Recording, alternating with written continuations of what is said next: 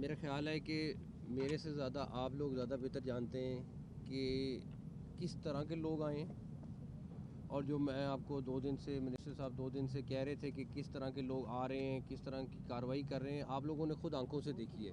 कोई बताने की मुझे ज़रूरत नहीं है, आप लोगों ने बताना है कि किस तरह के लोग आए हैं, किस हुलिये के, किस तरीके से वो पुरअमन जिसको कहते हैं एहतजाज करने के लिए आए थे, वो आपने सारा देखा है। अब फिर मैं वही कहूँगा 2 बातें कि उनकी कोशिश एक थी कि वो किसी न किसी तरीके से डेड बॉडीज़ लें। प्राइम मिनिस्टर की मीटिंग हुई, मिनिस्टर साहब साथ थे। ही वॉज़ वेरी क्लियर कि हमने डेफिनेटली इलाका भी क्लियर रखना है और जानी नुकसान भी नहीं होने देना। तो उनकी भी बड़ी क्लियर इंस्ट्रक्शन है, सारा कुछ है। उसके बावजूद हम जो मुमकिन है कर सकते हैं किया है। खैर उन्होंने आना था, आ गए। एक चीज़ उनको क्लियर हो जाए कि ना तो उनके इस आने से को मुज़ाकरात का सिलसिला शुरू होगा, ना उनसे किसी किस्म के मुज़ाकरात होंगे। उन्होंने आके देखना था, देख लिया। अब अगर वो ये तवक्को करें कि उनके साथ मुज़ाकरात होने, वो कोई सूरत नहीं है। ये आज अभी पीएम की मीटिंग हुई है, उसमें बड़ा क्लियर कट पीएम का डिसीजन है, गवर्नमेंट का डिसीजन है कि कोई मुज़ाकरात इनसे नहीं होंगे, कोई ये धरने वालों से मुज़ाकरात नहीं होंगे। जो जानी नुकसान, जो माली नुकसान हो रहा है, पिछले 2 दिन में हुआ है, उसकी ज़िम्मेदार एक औरत है जिनका नाम मैं पहले भी बता दिया आपको। वो होली सोली ज़िम्मेदार है, ठीक है। इस सारी की सारी फसाद के पीछे वो औरत है, और जो मुमकिन हुआ हम उसके ऊपर भी काम करेंगे। वो मिनिस्टर साहब आपको बाकी डिटेल बताएंगे कि उन्होंने क्या क्या किया, क्या सारा कुछ किया। मिनिस्टर साहब आपको बताएंगे। बहुत शुक्रिया जी। मैं सबसे पहले तो आपको बताता चलूं कि वज़ीर दाखिला पिछले 2 दिनों से फायरिंग के दरमियान, शेलिंग के दरमियान फ्रंट से लीड करते रहे, मौके पे मौजूद रहे हैं। तो ये बड़ी बहादुरी की बात होती है कि आप मौके पे खड़े रहें, अपनी फोर्स का मोराल भी बढ़ाते रहें, जवानों को जो है वो मोटिवेट भी करते रहें कि यहाँ पे एक हमारे दोस्त मुल्क के सरबराह आए हुए हैं, यहाँ से चंद 100 मीटर की दूरी के ऊपर।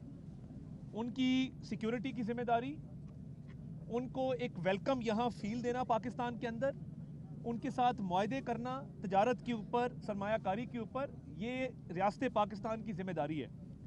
अब एक कोशिश की गई, अब मसला क्या है कि आगे करते हैं ढाल बना के गरीब के बच्चे को। अब ये देखें, ये शेल हम मौके से हमने खुद उठाए हैं। ये शेल उस तरह से फायर किए जा रहे थे, ये बंटे हैं जो वहाँ से गुलेलों के साथ जो है वो चलाए जा रहे थे। रियासत बिल्कुल कमज़ोर नहीं है। अगर किसी का ख्याल है कि ये थोड़े से शेल मार के, थोड़े से कारतूस चला के, थोड़े से बंटे फेंक के रिहा कर लेंगे, आज इनको वो फैंटी यहाँ से चलाना हमने शुरू की है। और पिछले 2 चौक पीछे लेके गए, ये आए थे ना कंटेनर पे चढ़ने के लिए। मैं उस वक्त बैठा हुआ था बेलारूस के प्रेसिडेंट के साथ, जब यहाँ पे कंटेनर के ऊपर चढ़ाई मुट्ठी भर शरपसंदों ने की। अब मुझे ये बताइए, किस पॉलिटिकल पार्टी का मैनिफेस्टो आपको ये इजाज़त देता है कि आप अफगान शहरियों को अपनी पॉलिटिकल पार्टी में मेंबरशिप दें? हमारी पॉलिटिकल पार्टी में तो ये काम नहीं है। हमारी पार्टी में मेंबरशिप लेने का पहला जुज़्व ये है कि आप पाकिस्तानी शहरी हैं तो आपको मेंबरशिप मिलती है। आप इंडिया के शहरी हों, आप अफगानिस्तान के शहरी हों, हम मेंबरशिप नहीं देते हैं पार्टी की। अब जो बंदे अरेस्ट किए हैं वज़ीर दाखिला साहब ने और इनकी फोर्स ने, मैं उनसे मिला जब ये कंटेनर के ऊपर से उनको घसीटते हुए पीछे हम लेके गए हैं। उनसे पूछा है कि भाई आप कहाँ से आए हो? एक सवात का दिहाड़ीदार मजदूर था, उसने कहा जी मुझे तो पैसे दिए गए। दूसरा जो बच्चा था 16 साल का, जब उससे मैंने पूछा कि भाई आप कहाँ से आए हो, वो पश्तो में उसने जब जवाब दिया तो मेरे साथ लोग मौजूद थे, उन्होंने ट्रांसलेट किया तो वो अफगानिस्तान से आया था। अब इस वक्त अल्हम्दुलिल्लाह रेट ऑफ द स्टेट बहाल है, ये एरिया सारा क्लियर किया गया है। जो शरपसंद आगे भेजे थे, और अब बीबी क्या कह रही है? कह रही है अली अमीन लीड करो, मैं पीछे आ रही हूँ। यानी आप में अगर इतना है तो आप कासिम को बुलाएं, सुलेमान को बुलाएं, अपने बच्चों को, आपके पहले खावत में से भी बच्चे हैं, आप अपने पहले खावत में से बच्चों को बुलाएं, उनको आगे लीड करवाएं। गरीब के बच्चों को आगे करते हो ये चीज़ें दे के कि जाके मारो। तो ये हमला किया गया था जिसको पसपा किया गया है, और ये जो चाल चली जा रही है, जिस तरह मोहसिन नकवी साहब ने कहा है, कोई मुज़ाकरात किसी किस्म के नहीं है। देखिए, आपके ऊपर केस है 190 मिलियन पाउंड का, आप पे 9 मई के केसेस हैं, अदालतों में ये केसेस हैं, उस पर क्या बातचीत करनी है? क्या एनआरओ मांग रहे हैं? क्या डील मांग रहे हैं? क्या डील दी जा सकती है? क्या एनआरओ किया जा सकता है? तमाम तर केसेस अदालतों के अंदर, अदालतों से रुजू करें। तो इसकी तो कतई इजाज़त नहीं है। और देखें, मैं दोबारा कहूँगा, रियासत के सब्र को मत आजमाएं।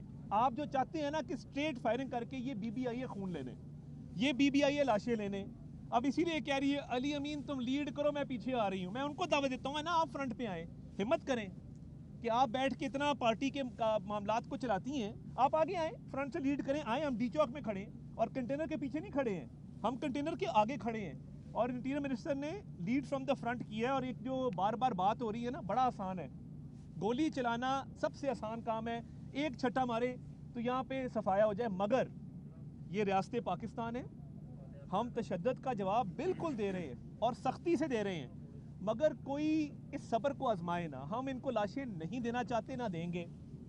ये रेंजर्स के एहलकार शहीद होते हैं, पुलिस के एहलकार शहीद होते हैं, उनका खून किसके हाथों पे हम तलाश करें? और ये लाशें लेने आई है, ये मुल्क में नारकी फैलाना चाहती है, हम इनके हाथों में नहीं खेलेंगे, सख्ती से निपटेंगे और जवाब देंगे। किसी को यहाँ पे चढ़ाई की इजाज़त नहीं देंगे। आए आगे, हम तैयार बैठे हैं। मगर अगर कोई ये समझे कि रियासत की कोई कमज़ोरी है, तो हमारी कोई कमज़ोरी नहीं है। ये अफगान शहरी, ये शरपसंद जिनको आपने आगे लगाया हुआ है, रिकॉर्ड याफ्ता लोग हैं। एक की मैंने आईडी चेक करवाई है, वो पता लगा इस्लामाबाद में डकैतियों में मुलव्वस है। इस्लामाबाद के जितने डकैत हैं, इस्लामाबाद के जितने रिकॉर्ड याफ्ता वारदाती हैं, जो F10 में, F11 में, G10 में वारदातें करते हैं, उन सारों ने इस धरने का शेल्टर इस वक्त लिया हुआ है। मैं आपको वसूख से कह सकता हूँ, मेरे पास एविडेंस मौजूद है। मैं टाइम आने पे हम आगे लेके आएंगे।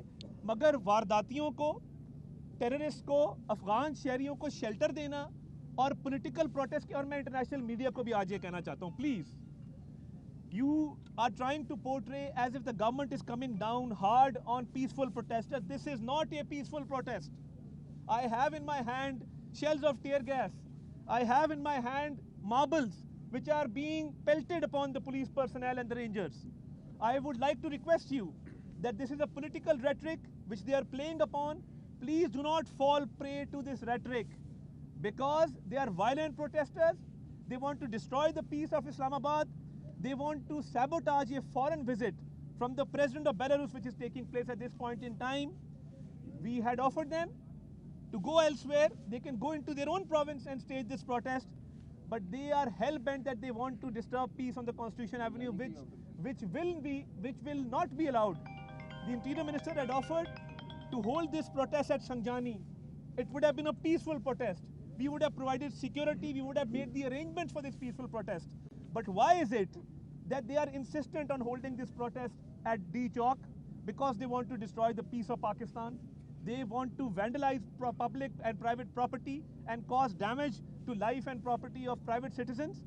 And they have amongst them Afghan citizens, terrorists, dacoits, robbers, all kind of people who are wanted by the law enforcement agencies have joined their protest. तो ये पुरअमन protest नहीं है।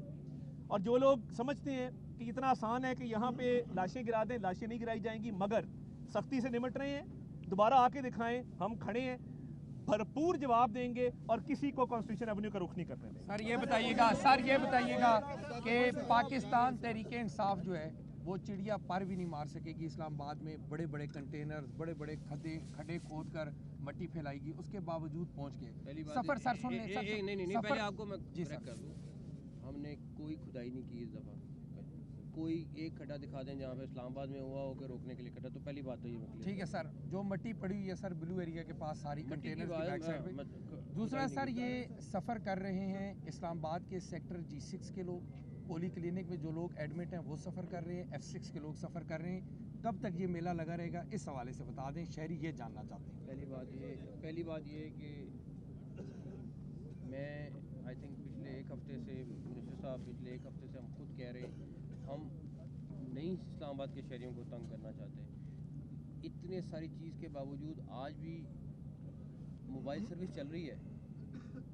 जो इस्लामाबाद के रास्ते पिछली दफ़ा ब्लॉक हुए थे वो वाले उस तरह रास्ते ब्लॉक नहीं हुए। सारी चीज़ के बावजूद हम जहाँ तक हो सकता है रिलीफ देने की कोशिश करें, लेकिन आपके सामने मजबूरी है।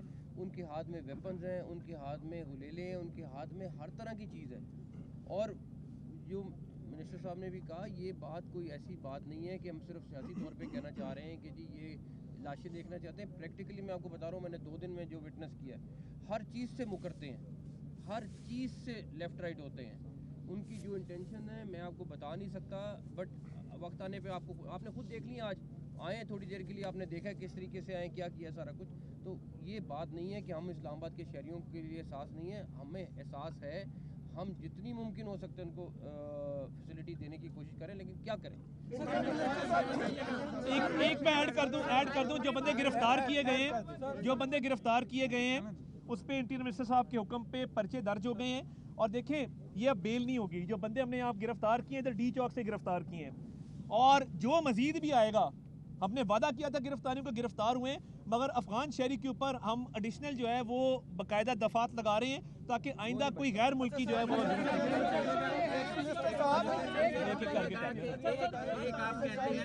आप कहते हैं कि पैलेट गन्स यूज हुई या तशद्दुद होता है, एक मामूल बन चुका है। आए रोज यहाँ पे मुजाहरे होते हैं, आए रोज शहरी परेशान होते हैं, दहशतगर्दी के सबूत हैं, अफगान बाशिंदों के सबूत हैं, उनको दी गई। तो पीटीआई को बैन क्यों नहीं करते? देखिए, बात यह है, उसका एक प्रोसीजर है, उसका एक रेफरेंस जाता है सुप्रीम कोर्ट के अंदर आर्टिकल 6 के तहत, बाकी आर्टिकल्स के तहत। वो प्रोसीजर जब वक्त आएगा, कोई फैसला होगा, उसको फॉलो कर लिया जाएगा। मगर देखिए, हमारी कोशिश क्या थी कि एक प्रोविंशियल गवर्नमेंट है, कुरम के अंदर 50 लाशें पड़ी हैं। तेहरान टाइम्स ने फ्रंट पेज की खबर लगाई है, इनके कान पे जूं नहीं रेंगती है। क्या इन्होंने कुरम के लवाकिन के साथ कोई पैकेज अनाउंस किया है, या वहाँ पे कहा है कि हम आरपीओ को बुलाते हैं, हम डीआईजी को बुलाते हैं, हम बैठते हैं, उनसे बातचीत करते हैं। सूबे में आग लगी हुई है, जवानों की लाशें हम उठा रहे हैं, अफसरों की लाशें हम उठा रहे हैं। तो देखिए, 18वीं तरमीम के बाद क्या सूबाई law and order primary responsibility सूबाई हुकूमत की नहीं है? ये सिर्फ ये है कि आप गाड़ी पे नाच गाना करें, यहाँ पे आके गाड़ी की छतों पे चढ़ के भड़के मारे वफाक के ऊपर, अपने घर में आग लगी हो और आप दूसरे के घर में आग लगाने की कोशिश करें, तो इसका अंजाम कभी भी अच्छा नहीं। क्वेश्चन ये है, दफ्तर पर हमला हुआ है आज कारकुनान की जानिब से, जो है वो एक न्यूज़ पे हुआ है, समा पे हुआ है, और एक और मीडिया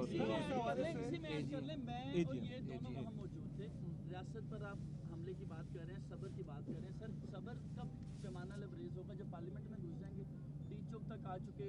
हमने कल अदम तंजीमों को भी इस तरह से नहीं देखा कि वो दफातर में घुस के लोगों के तशद्दुद करें।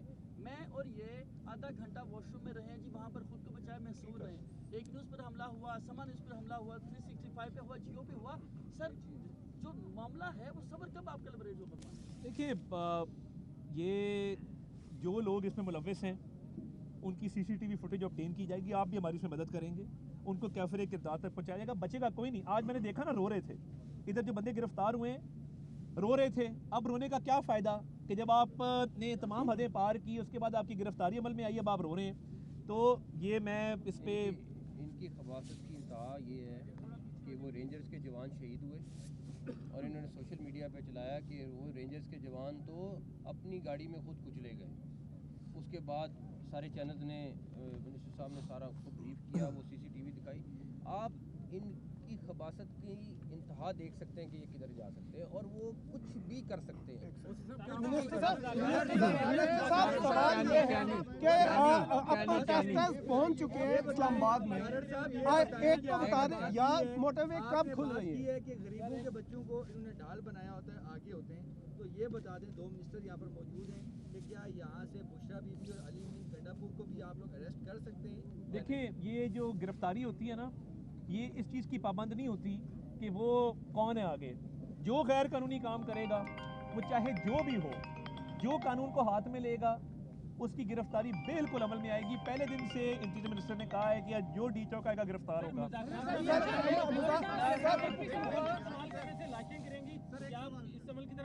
बिल्कुल भी नहीं, बिल्कुल अच्छा नहीं।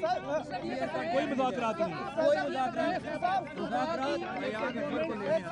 मुज़ाकरात पुरअमन लोगों के साथ होते हैं, पाकिस्तानी शहरियों के साथ होते हैं, इन अगवानों के साथ, और इन इंतहा पसंदों के साथ नहीं होंगे।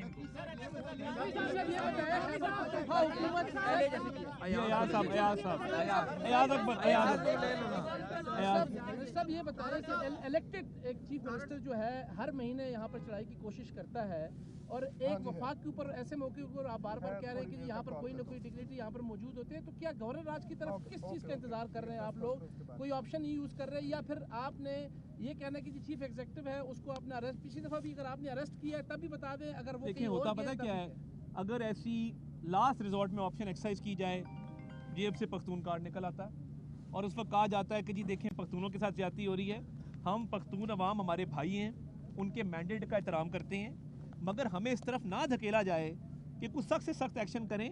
तो मैं समझता हूँ कि ये होश के नाखून लेने चाहिए। अली अमीन अभी भी मुझे लगता है कि वो बुशरा बीबी के झांसे में नहीं आ रहा, वो कह रही है आगे लगो, मैं पीछे से आती हूँ तुम आगे लगो, तो उसको भी पता है आगे लगने का क्या मतलब होता है। अब आपस में आंख में मिनिस्टर साहब ये बताएं कि अब प्रोटेस्टर्स यहाँ पे आ चुके हैं, मोटरवेज कब खुल रही है?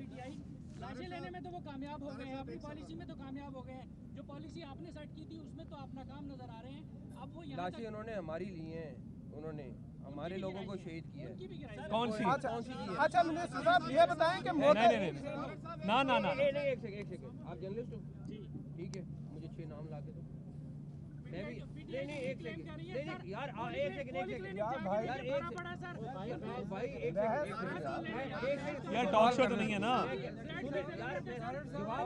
बात सुनो ना, जवाब ले लो। मैं कह रहा हूँ अगर वो कह रहे हैं 6 लोग मारे गए, मुझे 6 लोगों के नाम खालिद साहब। ठीक है, थैंक यू। अच्छा सर जी, मोटरवेज कब खुलेंगी? प्रोटेस्टर्स यहाँ पर आ चुके हैं, अब मोटरवेज कब खुलेंगी? और बुशरा बीबी पर टेक्सला में मुकदमा है, क्या उनको गिरफ्तार किया जाएगा यहाँ पर? आगे देखें क्या होता है। सर मोटरवेज थैंक यू जी, बहुत